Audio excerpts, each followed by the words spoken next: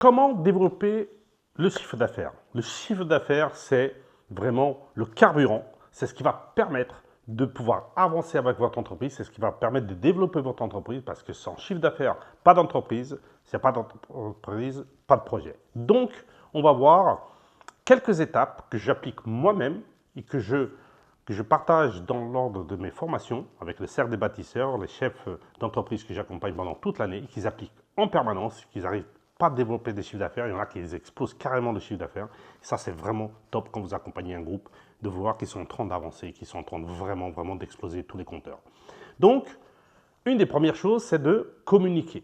Donc, pour pouvoir vendre un produit, un service, il faut que vous vous fassiez connaître. Donc, du coup, il faut communiquer. Il faut communiquer par des réseaux sociaux, il faut communiquer par du marketing, il faut communiquer à l'ancienne, avec des cartes de visite quand vous allez rencontrer des gens, avec des flyers, en communiquant avec des gens, en discutant, en créant du réseau.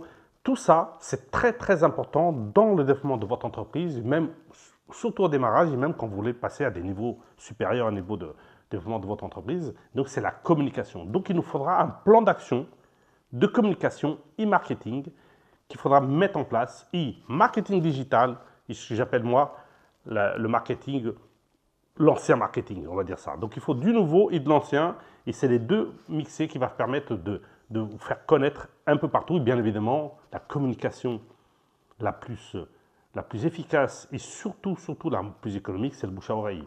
Et ça, il ne faut surtout pas hésiter à demander à vos clients de parler autour d'eux. S'ils ont de la famille, des amis qui ont besoin de votre service, de vos produits, qu'ils en parlent. Parce que c'est vraiment la meilleure des communications et le meilleur des marketing le plus efficace. Après, il va falloir surtout améliorer votre visibilité et votre notoriété. Et votre visibilité, ça commence par un beau site internet, d'accord? Par un bon dans les réseaux sociaux, page Facebook, Instagram, TikTok, tout ce genre, il faut vraiment utiliser, mais il faut avoir une belle visibilité, il faut avoir une charte graphique bien construite et surtout, il faut créer de la notoriété, c'est-à-dire qu'il faut que les gens, quand ils parlent et quand ils parlent de vous, ils vous parlent de quelqu'un de qualité, quelqu'un qui respecte ses délais, quelqu'un qui voilà, une autorité vraiment très importante et surtout dans votre vitrine, parce qu'aujourd'hui, dans n'importe quel business, on a un site internet, il faudra transmettre, il faudra faire passer cette notoriété que vous avez et surtout votre valeur, voilà, tout ça, il faut vraiment le transmettre à travers votre site, vos moyens de communication et améliorer vraiment la visibilité de partout. Il faut que vous soyez visible de partout, surtout les gens qui cherchent les services ou le produit que vous voulez. Il faut qu'ils vous voient, il faut qu'ils sentent qu'ils peuvent vous faire confiance, ils sentent que vous avez quelque chose de très bien entre les mains et qu'ils vont être satisfaits en travaillant avec vous. Après, bien évidemment, vous avez communiqué, vous avez fait de marketing, vous avez amélioré votre visibilité, vous avez créé une notoriété et après, il va falloir à l'interne, optimiser la gestion des prix, la gestion des coûts. Parce que, imaginons, vous développez du chiffre d'affaires. Imaginons, vous faites plus 10% de chiffre d'affaires. Mais en charge, vous faites plus 15%, vous perdez 5%. Donc, c'est très important de développer votre chiffre d'affaires. Donc, aller chercher vendre plus de produits, plus de services. Mais il faut optimiser ses coûts. Il faut optimiser sa gestion des prix. Donc, optimiser les coûts, c'est à niveau du personnel. Est-ce que toutes les personnes le salaire que vous donnez, elles le méritent, voilà. Est-ce qu'elles sont productives? Est-ce que les produits que je commande via mes fournisseurs, est-ce que je les achète bien? Est-ce que je les négocie bien? Est-ce que j'ai une marge suffisante pour faire vivre l'entreprise, pour développer l'entreprise? Donc ça, c'est vraiment très important de bien la gestion des prix, de tous les prix. Tous les prix, il n'y a pas de petites ou grandes économies, il y a des économies tout court. Et ça, c'est quelque chose de très important de l'optimisation des gestions des prix. Et bien évidemment, ça s'accompagne avec un bon logiciel qui va vous permettre de gérer ces prix-là et surtout qu'ils soient adaptés à votre activité, que ce soit surtout très simple d'utilisation, que ce ne soit pas une usine à gaz. Après, là, vous avez optimisé votre gestion des prix, il va falloir vous diversifier votre offre. Parce que des fois, on commence avec un produit, un service et tout ça. Par exemple, on prend, parce que moi j'accompagne pas mal dans le cadre des cercles des bâtisseurs, via ma formation, pas mal des gens du bâtiment et des plombiers, des électriciens. Par exemple, un électricien que j'accompagne, par exemple, Anthony ou Marco dans la plomberie, ils vont diversifier. Par exemple, la plomberie, ça pourrait être donc les dépannages, ça pourrait être le fait de refaire une salle de bain, refaire un pavillon, refaire un appartement en plomberie, mais après c'est aussi les pompes à chaleur, le chauffage, que ce soit la VMC, la ventilation, que ce soit les panneaux photovoltaïques, que ce soit les bornes électriques, vous voyez, ils se diversifient un maximum, les clims, tout ça, donc ils peuvent aller sur plusieurs services, plusieurs produits, et souvent, où ils sont bons, où il y a de la marge, où ils maîtrisent, vraiment, ils vont diversifier l'offre par rapport déjà à leurs compétences. S'il y a quelque chose que vous n'êtes pas à l'aise, que vous n'êtes pas sûr d'obtenir un bon résultat, que les clients ne soient pas satisfaits, attention d'aller là-dessus. Soit vous ne le faites pas, ou soit il faudra embaucher quelqu'un qui soit un spécialiste. Par exemple, dans le cas de la plomberie, par exemple dans le cadre d'entretien de chaudière. Marco il me disait, lors de la formation, il a cherché et après il a recruté quelqu'un qui était un spécialiste du dépannage de chaudière. Donc là, et du coup, qu'est-ce qui s'est passé? Il a pris énormément de contrats d'entretien. Et maintenant, cette personne, elle est là pour faire des entretiens des chaudières et pour faire des dépannages. Voilà.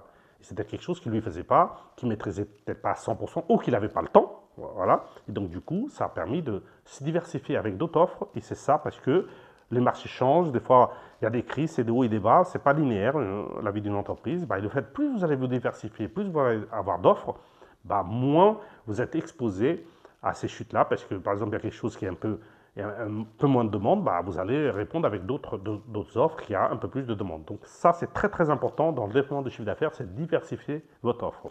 Après, c'est d'utiliser les données e-analyse. Donc il faut vraiment que vous ayez en permanence, vous êtes en train d'analyser vos chiffres, d'analyser qu'est-ce que les clients ils veulent, d'analyser où vous avez plus de marge, d'analyser aussi les données, les feedbacks, les avis de vos clients et tout ça, et être à l'écoute du marché, à l'écoute des innovations. Il faut utiliser tout ça, c'est ce qu'on appelle dans le monde informatique la data, pour vraiment ajuster votre offre, que ce soit des produits, que ce soit de votre service, pour la demande. Voilà.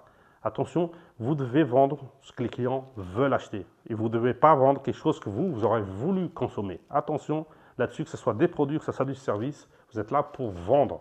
Vous êtes là pour vendre à ce que les clients ils ont besoin. Donc, il faut être toujours à l'écoute, il faut toujours analyser les données, les feedbacks, les avis, pour pouvoir améliorer chaque fois son produit, chaque fois son offre. Après, bien évidemment, dans le monde actuel, avec Internet qui arrivait dans les années 2000, avec toute la digitalisation des choses, les réunions en Zoom après le Covid, qu'avant on ne faisait pas, et maintenant avec l'IA, c'est en train d'exploser de partout, il faut innover en permanence pour faire la différence par rapport à la concurrence. Ceux qui stagnent et qui ne développent pas leur chiffre d'affaires, c'est ceux qui ne s'innovent pas, qui restent, par exemple, dans leur truc depuis 20, 30 ans et tout ça, et ils s'en foutent de l'innovation, ils ne veulent pas savoir. Eux, ils vont mourir petit à petit, parce qu'il faut suivre l'innovation. Et en plus, si vous embauchez des personnes des plus jeunes, il va falloir des choses qui sont innovantes. Donc, vous n'allez pas demander à un jeune de 20 ans de faire quelque chose qu'on faisait il y a 30, 40 ans, qu'on ne fait plus aujourd'hui.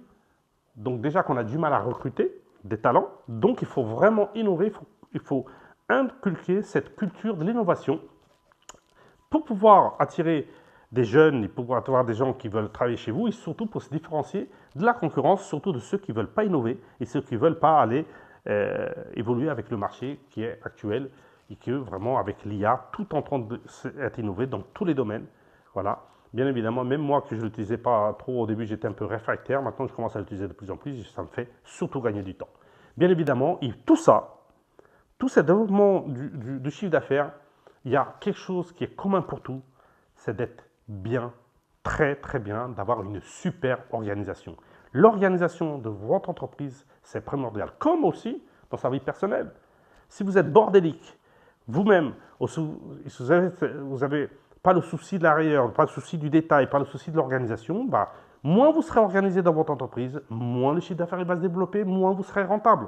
Donc, être super bien organisé, avoir des process, respecter les process, avoir une fiche de poste de chaque collaborateur pour savoir qu'est-ce qu'il fait celui-là, qu'est-ce qu'il fait l'autre et tout ça, ça s'appelle l'organisation globale de votre entreprise. Et c'est comme ça que vous allez pouvoir exploser le chiffre d'affaires. C'est ce qu'ils sont en train de faire les membres du cercle des bâtisseurs. Ils sont tous en train d'exploser leur chiffre d'affaires, bien évidemment. Et c'est ce que je vous souhaite à vous dans votre entreprise. Je vous souhaite une très très belle réussite dans votre entreprise, un beau développement et surtout, essayez d'appliquer ce qu'on vient de voir dans cette vidéo. À très bientôt.